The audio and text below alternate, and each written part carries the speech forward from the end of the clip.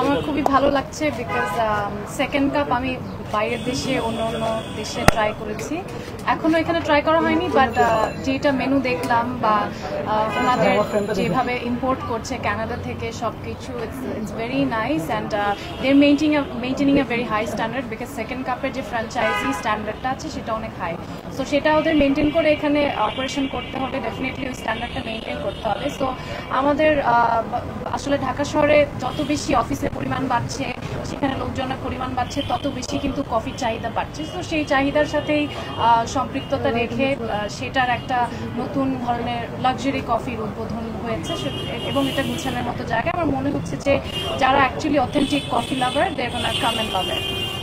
I've already ordered a tea because আমি আসলে ব্যক্তিগতভাবে কফি খুব একটা খাই না, বাট ওদের ডিক্যাফ আছে, আমি ডিক্যাফ কফিটা খাই।